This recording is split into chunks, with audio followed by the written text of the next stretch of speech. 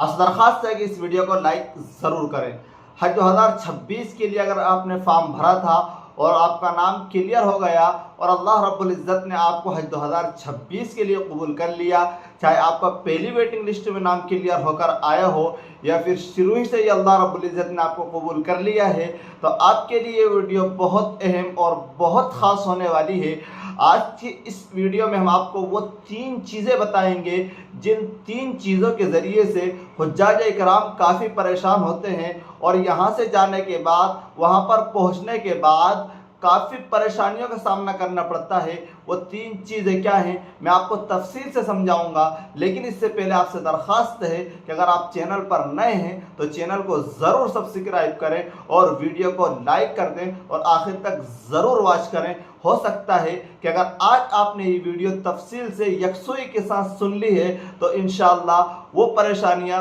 जो पिछले साल हाजियों ने भुगती हैं या जिन परेशानियों का सामना पिछले साल हाजियों को करना पड़ा था, आप उन परेशानियों से बच सकते हैं। तो जी हाँ दोस्तों, सबसे पहले बात कर लेते हैं कि बहुत से हुज्जाज इकराम ये बात पूछते हैं कमेंट द्वारा कि सिम यहीं से ख़रीद कर ले जाएं या फिर वहाँ जाकर ख़रीदें, और अगर वहाँ जाकर ख़रीदें तो कहाँ से ख़रीदें, इसलिए कि एयरपोर्ट पर भी मिलती है और वहाँ पर जब हम जाते हैं बाज़ारों में तो वहाँ पर भी बेचते हैं, या फिर यहाँ से रोमिंग वाला जो बैलेंस है वो डलवा कर ले जाएं, इसलिए कि वहाँ आपको 40 दिन रहना पड़ता है और उन दिनों में आपको अपने घर वालों को इत्तिला भी देना पड़ती है। तो सबसे पहले हम बात कर लेते हैं इन 3 चीज़ों में से। पहली चीज़ जो है, मैं सबसे पहले इस बात की वजाहत कर दूं कि अगर आपने आपके वीज़ा द्वारा, आपके पासपोर्ट द्वारा विदेश में अगर एक मरतबा सिम ले ली तो फिर कोई भी आपको उस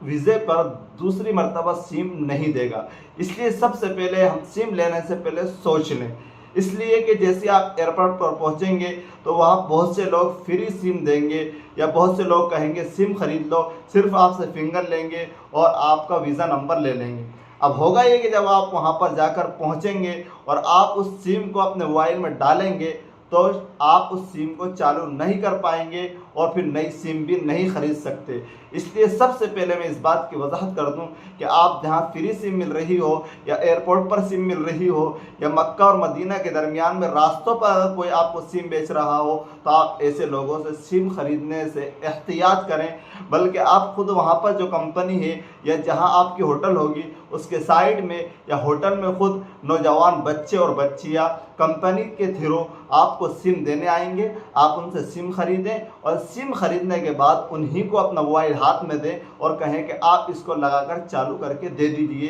तो इंशाल्लाह आपको परेशानी का सामना नहीं करना पड़ेगा। अब बात कर लेते हैं दूसरी चीज़ जिसको लेकर हुज्जाज इकराम परेशान होते हैं, इसलिए कि आपको मालूम है कि हज नाम ही अपने आप को थका देने का है, बहुत ज़्यादा पैदल चलना पड़ता है। अब बहुत से लोग थक जाते हैं, यहाँ तक कि हमारे एक रिश्तेदार हैं, हमारे खालू जी, वो बता रहे थे कि जब हम मीना से अराफात, अराफात से ये 9, 10, 3 तारीख़ों में, जब 5 तारीख़ों में जब हमें हज करना पड़ा और पैदल चलना पड़ा, तो वापस जब अराफात आए हम लौट कर, तो पैदल चलने की वजह से मेरी रानों और जांघों के दरमियान में ज़ख़म हो गए थे। इसी तरह बहुत से लोगों की हवाई चप्पल, स्लीपर चप्पल में चलने की आदत नहीं होती है। तो हमें 2 काम अभी से करना है। एक तो हमें कम से कम 3 किलोमीटर, 2 किलोमीटर, 1 किलोमीटर से हम शुरू करें और रोज़ाना चलें, पैदल चलने की आदत डालें और 3 जोड़ी चप्पल ख़रीदें और उन तीनों चप्पलों में पैदल चलकर, पहनकर पैदल चलने की आदत डालें। जब हमारी आदत बन जाएगी तो इंशाअल्लाह वहाँ हमें परेशानी का सामना नहीं करना पड़ेगा, बल्कि हमारा हज आसानी के साथ अदा हो जाएगा। एक बात की और वजाहत कर दूँ कि हज के अय्याम में हमें अपने साथ पानी और इसी तरीके से ग्लूकोज वगैरह साथ रखना है और इमरजेंसी जो मेडिसिन वगैरह होती हैं, सर्दी खांसी की, या जो आपकी जो दवा गोली चल रही है उसको हैंड बैग में ज़रूर साथ रखना है, इसलिए कि पानी की कमी की वजह से काफ़ी लोगों को दिक्कत होती है। तो 2 चीज़ें हो गई,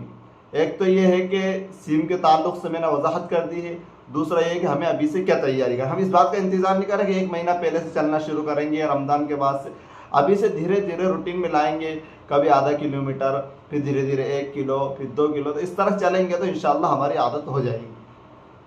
अब तीसरा काम ये है कि हमारे बहुत से हाजी भाई ऐसे जाते हैं कि जिनको एंड्रॉयड मोबाइल चलाना तो बात दूर की, उनको मोबाइल रिसीव करते भी नहीं आता है। अगर बड़े बड़े मोबाइल पर फ़ोन आ जाए, बेटे का घर में मोबाइल रखा हो तो वो उठा भी नहीं सकते, उनको याद ही नहीं कि फ़ोन कैसे उठाया जाता है। तो सबसे पहले हमारे घर में जिन बच्चों को या जिन बेटियों को बड़ा मोबाइल चलाना याद है, हम बड़ा मोबाइल ख़रीद लें या उनसे ले लें आरियत के तौर पे कुछ दिन के लिए इस्तेमाल करने के लिए, और उसको मुकम्मल तरीके से चलाना सीख लें। यहाँ तक कि वाईफाई द्वारा कैसे कनेक्ट किया जाता है वो भी आप सीख लें, इसलिए कि वहाँ पर हो सकता है कि वाईफाई आपको मिले और आप वाईफाई द्वारा फ्री अपना काम कर सकते हैं। कनेक्ट करेंगे और व्हाट्सएप द्वारा मैसेज वॉइस ओवर कर दें कि अल्हम्दुलिल्लाह हम अपने होटल पर आसानी के साथ बगैर किसी मशक्क़त और तकलीफ़ के पहुँच गए हैं, ताकि घर वालों को भी सुकून हो जाए और आपको भी सुकून हो जाए कि हमने इत्तला दे दी है। तो तीसरा काम जो हमें करना है वो ये है कि हमें मोबाइल चलाना सीख कर जाना है।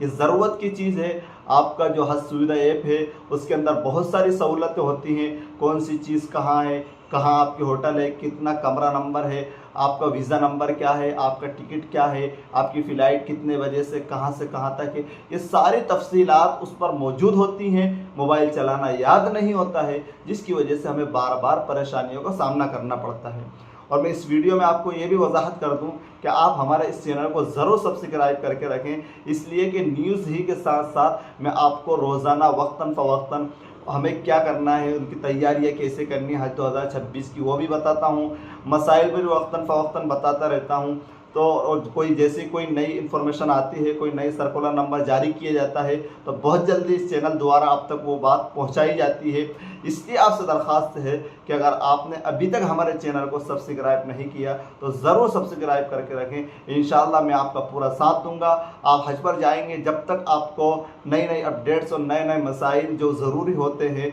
और जो चीज़ें ज़रूरी होती हैं हज पर जाने से पहले सारी तफसील से बताता रहूँगा। इसलिए चैनल को ज़रूर सब्सक्राइब के रखें। मिलते हैं इंशाअल्लाह। अस्सलामु अलैकुम।